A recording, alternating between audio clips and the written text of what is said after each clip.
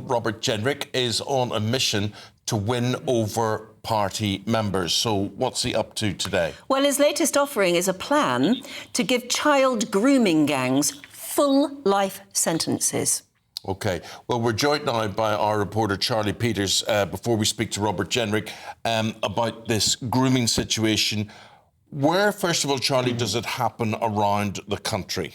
Well, we found over 50 different towns and cities in 50 in a GB News investigation last year, which produced part of an investigative documentary, which found widespread ongoing abuse with this scandal. But when I think most of the people think about it, they think about Rotherham, Rochdale and Telford. Those are the three areas where there have been those big public inquiries, local inquiries into the situation. They found thousands of children have been victims to these gangs. Now, there has been some intervention by government over the years. Last year, Suella Braverman, the then Home Secretary, launched a grooming gangs crackdown, which introduced a National Crime Agency-led task force. It made over 500 arrests in its first year, trained over 400 new officers in data awareness and analysis, which was a crucial part of the failures in previous decades in tackling this crisis. But there are still more steps to be taken. Even parts of that announcement that Suella Braverman made at the time weren't followed through by the last government. So it's an ongoing crisis and there's still steps to be taken. Charlie, just I want to be a bit more specific about things because people often avoid the whole issue here. 50 locations around the country you're talking about. We're talking about, let's face it, we're talking about grooming gangs, we're talking about paedophiles. Yes. Right? Paedophiles.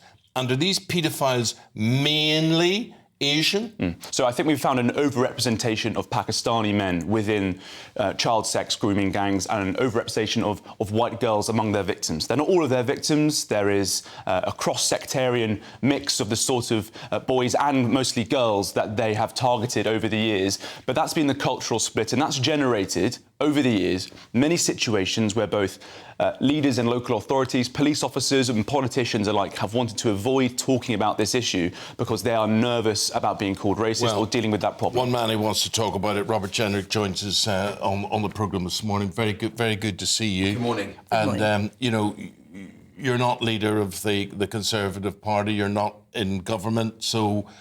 But if you were, what do you plan to do about this? Well, firstly, can I pay tribute to Charlie, who has been exceptional. Very few journalists have had the courage and tenacity to take up this issue, and he's done a great public service in doing so. But the public want action now. They are sick of this. This is a moral stain on our country, that thousands of children have been abused in this way, and public officials have turned a blind eye to it. I'll tell you something. You're right. News can be distant. If it doesn't affect our lives, it doesn't relate to us. And in the past few years, I have interviewed and I then personally met someone who was groomed by one of these Asian gangs. And people in their vicinity and their neighbourhood knew that this went on. And this has affected these women throughout their lives, and it will never, ever go away. But people housed, knew, were related to, were married to these men, and they knew what they were doing, and a blind eye was turned to it all. And it's sickening, absolutely sickening, to hear someone recount one of these stories. And no one in the past seemed to be doing anything about it. Look, I agree with you. I'm a parent of 3 young children.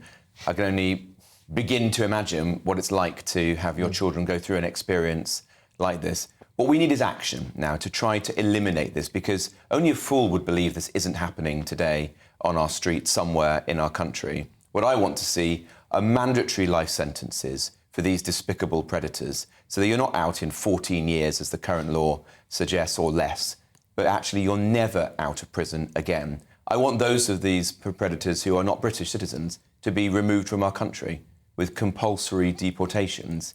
And the public officials who turn a blind eye for fear of racism or community relations, I want them to be prosecuted and barred from working in the public sector ever again. Because we can't just allow this moral stain to continue. But it's not just public officials, it's police, it's the judiciary, frankly, and it is very much politicians who are too darn scared to stand up in Parliament, even where they're protected, frankly, and speak it like it really should be. Actually, you know, confront the fact that there is a racial element here, when in fact it's probably more than an element, isn't it? And I think people and actually within these face it head on.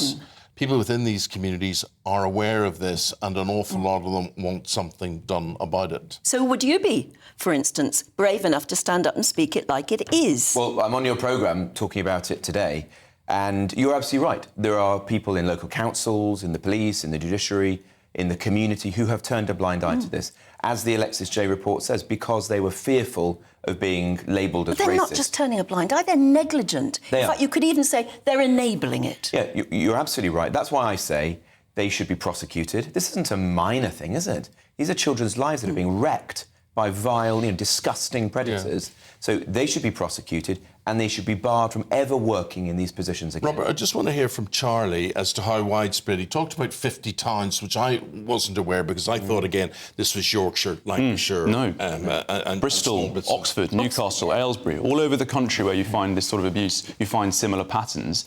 The fact that that isn't known, Eamon, for example, I think is part of why this is so concerning to so many people, because there's never really been a national look at this problem. We had that nationwide task force launched last year, as I mentioned earlier, which has led to so many arrests. But why has it taken until 2023 for that to happen? Why is it taking until now for more politicians to make these comments? We've known about this scandal in some part for well over a decade, in some communities for far longer. Why is he so different? Does he stand out as regards politicians and actually calling for these sort of sentences and for this to be criminalised the way he's saying? Well, the question I have for Robert is some of the powers and the policy demands you're making now, those are powers you had in the last government, the Nationality and Borders Act, powers to apply visa penalties to countries that refuse to accept deported grooming gang abusers. You had those powers when you were Immigration Minister. Did you want to apply them to, say, Pakistani men who had their British nationality stripped, but who Pakistan wouldn't accept to be deported? Did you not use that power? Did you know about it? Did you want to use it? Yes, well, I worked with Suella Braverman, who actually I think was excellent on this issue. She created the Grooming Gangs Task Force, which led to over 500 arrests, and we did seek to use the powers that you're referring to. I don't think that is quite enough. Those powers are not strong enough, and at the end of the day, it ultimately depends on will within government. If the Foreign Office don't want to apply visa sanctions, then the Home Office won't be able to pursue them. I started to deport people who were doing a range of things as Immigration Minister, like anti-Semites, for example, on our streets. And this was considered a very controversial thing to do. Previously, the Home Office only removed the visas from a tiny number of people, like the most extreme hate preachers, for example. But my view is a visa is not a right, is it? It's a privilege. Yeah. If you spend time, which should be withdrawn. If you spend time in our country and you do something like participate in a grooming gang, you're an evil predator of our children, or indeed you're on the streets of London espousing anti-British sentiment, you should be out. But Robert, I think people should know really what's involved about this, and so often people like us haven't talked about the detail of this before, but when I learned that these men groom these children from 8 and 9 and 10 years of age, and they do it with sweeties and lemonade and pizzas, drugs, and takeaways. Drugs and alcohol. Yeah, so then it grows. So last month I was at Sheffield Crown Court for the sentencing of 7 men for 106 years. One of the survivors from that case gave a victim impact statement. She was aged 11 when she was groomed at her primary school playground, plied with alcohol and drugs and abused soon after. We're revealing today on the channel that one of those men sentenced for that crime for 14 years, Mohammed Amar, he is now appealing his sentence. Now, Robert, you're calling for these whole life tariffs for grooming gang abusers. One of the announcements that Suella Braverman made last year in that crackdown was an aggravating statutory offence for grooming gang abusers. That never went through because the election was called. Some voters may be concerned and say, how can we trust a Conservative again to bring in these stronger sentences when you told victims you'd do it last year, but it wasn't included in the wash-up? What do you say to that? Well, I want to see that happen. I mean, you're absolutely right that the current sentences are pathetic.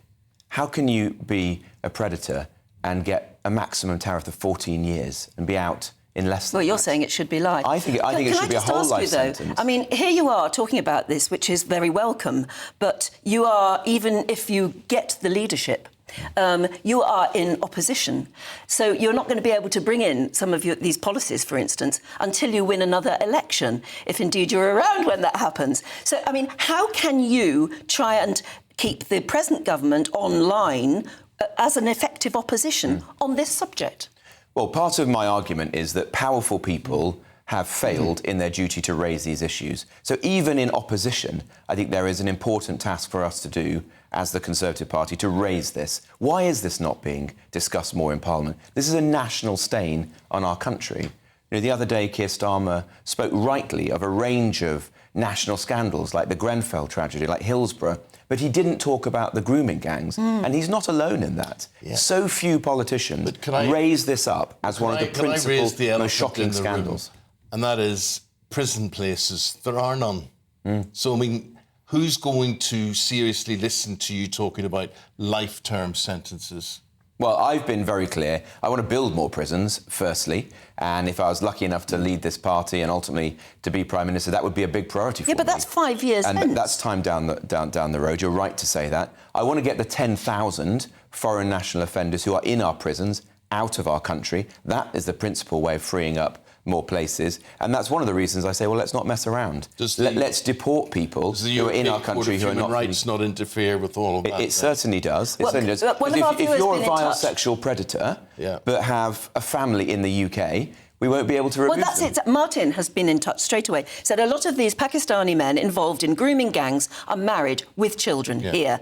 Does Jenrick honestly think that the Liberal judiciary would allow them to be deported? Well, this is the reason why I make the argument time and again that we need to leave the European Convention on Human Rights. Because when Winston Churchill signed up to that and said there should be a right to family life, he didn't mean that a vile sexual predator from a foreign country should have their deportation refused because they happen to have a wife or a child here in the United Kingdom. That's obviously shameful, and we need to change that. I'm hopeful that I can persuade the Conservative Party members in this leadership contest of that argument, and we can move forward with our party's policy, at least, to leave the European Convention on Human Rights. You can't move forward with policy as opposition. All you can do is be a really good opposition. Well, you can create awareness. Yes. And these people understand that what they do is not tolerated. It's not acceptable within their communities and whatever. I think, you know, at the very least, that would happen. Yes, and you can hold the government's feet to the fire on We can hold the government's feet to the fire, and we can give a voice to these voiceless children and communities, because that has not happened. You know, I grew up near Telford, for example, a place where I think over 1,000 children, at least, were abused in this way. You know, most people in that area in Shropshire are probably completely oblivious to what were happening. So we need to change that, don't we? We need the whole country to understand this is happening, you know, under their noses. We've got to change it. Robert Jenrick, thank you for telling us your plans. If you have got to say, like our viewers in this... Yes, Martin, that was... ...been in touch like Martin today, please do have your say. Let us know. For the moment, thank you. Thank you very much.